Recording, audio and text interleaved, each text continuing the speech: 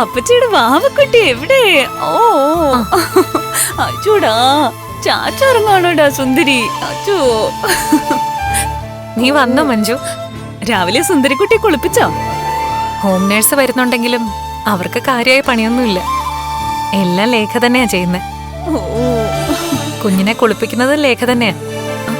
കുഞ്ഞിനെ കുളിപ്പിച്ചൊക്കെ ലേഖിച്ചിക്ക് പരിചയമുണ്ടോ?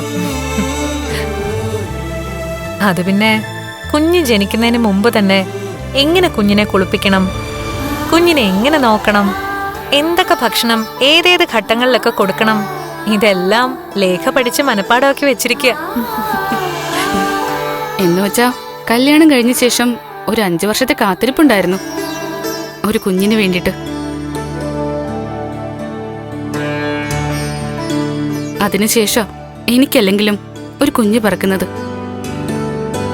നിനക്കറിയാലോ മഞ്ജു, ഞങ്ങള് നാട്ടിൽ വരുമ്പോഴെല്ലാം കണ്ണേട്ടൻ പറയാറുണ്ടായിരുന്നു ഒരു കുഞ്ഞിനെ അഡോപ്റ്റ് ചെയ്യാൻ. അന്നതിന് സമ്മതിക്കാതിരുന്നത് ഞാനാ. അതുകൊണ്ട് ഇപ്പൊ പ്രയോജനം ഉണ്ടായില്ലേ. മഹി പ്രസവിച്ച ശേഷം കുഞ്ഞിനെ എന്റെ കയ്യിലോട്ട് തന്നെ വെച്ച് തന്നില്ലേ. മോൾക്കിപ്പോ ഞങ്ങള് 2 അമ്മമാരാണല്ലോ. അല്ല, നിനക്കെങ്ങനെയുണ്ട് മഞ്ജു? സുഖല്ലേ? ഒരു കുഴപ്പമില്ല. പിന്നെ സാഗരേട്ടൻ പഴയ ആളൊന്നും അല്ല എടുത്തി, എന്റെ പിന്നാലെ തന്നെയുണ്ട് ഏത് നേരവും. ആ, സാഗറിനെ കൺസ്ട്രക്ഷൻ ഫീൽഡിലേക്ക് കൊണ്ടുവരണമെന്ന് കണ്ണേട്ടൻ തീരുമാനിച്ചിരിക്കുക. തോമസ് സാർ ഒന്ന് സമ്മതം മൂളിയാ മതി. നിനക്ക് കൂട്ടായിട്ട് അവിടെയും സാഗർ ഉണ്ടാവും. അങ്ങനെ സാഗരേട്ടനും കൂടെ എനിക്കൊപ്പം വന്നാ എന്റെ വീട്ടില് ചിലരെയൊക്കെ സൂക്ഷിക്കണം, പ്രത്യേകിച്ച് എന്റെ ചെറിയേട്ടനെ. അവൻ വേണ്ടാത്ത പണി കാണിച്ചതുകൊണ്ടാ അവന് മാസാമാസം കിട്ടുന്ന ശമ്പളം പോലും നഷ്ടപ്പെട്ടത്. എങ്കിലും ഇപ്പൊ കണ്ണേട്ടൻ തന്നെ വീട് നോക്കുന്നത് കൊണ്ട് ചെലവൊന്നുമില്ല പ്രത്യേകിച്ച്. അതും കൂടി ഇല്ലാതാവും ഇനി അവൻ പഴയപടി നടന്നോ. ഈ കാര്യത്തിൽ ഒരു കോംപ്രമൈസും ചെയ്യരുത് ഏട്ടത്തെ.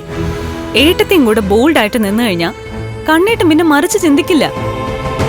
ഉണ്ണിക്കേ, അവന് വേണ്ടി ഏട്ടനും ഏട്ടത്തെയും മാറ്റി വെച്ചിരിക്കുന്ന വിഹിതം മാത്രം പോരാ, മൊത്തം അവന് ഒറ്റയ്ക്ക് വിഴുങ്ങണം. അതുകൊണ്ടാ കൊടുക്കുന്നതിലൊന്നും അവന് തൃപ്തി വരാത്തത്. കുഞ്ഞൊന്ന് നടന്നു തുടങ്ങുന്നത് വരെ അതുകൊണ്ടാ ഞാൻ പറഞ്ഞത് കണ്ണേട്ടന്റെ കുടുംബത്തിലേക്ക് കുഞ്ഞിനെ കൊണ്ടുപോകണ്ടെന്ന്. കുഞ്ഞിനെ വിട്ടുകൊടുക്കാൻ ചേച്ചിക്ക് ഒരു താല്പര്യമില്ല അല്ലേ? സാരമില്ല ചേച്ചി, ഏട്ടനും ഏട്ടത്തെയും ഫിനാൻസിലേക്ക് പോയി കഴിഞ്ഞാലേ ചേച്ചിയുടെ കയ്യിൽ കുഞ്ഞിനെ തന്നിട്ടേ 2 ആളും പോവും. അതൊക്കെ ഞങ്ങള് നേരത്തെ സംസാരിച്ചു കഴിഞ്ഞതാ. ലേഖയും അനന്തേട്ടനും കുഞ്ഞിനെ കാണണമെന്ന് ആഗ്രഹിച്ച അവരുടെ മുന്നിൽ അപ്പ കുഞ്ഞുണ്ടാവും. അല്ല, മോള് ഒരുക്കണ്ടേ? ആ വേണം വേണം, ഉടുപ്പിട്ട് ഇങ്ങോട്ട് കിടത്തിയതേ ഉള്ളൂ. ഉറക്കായതുകൊണ്ട് ഒരുക്കാൻ വലിയ പ്രയാസമൊന്നുമില്ല.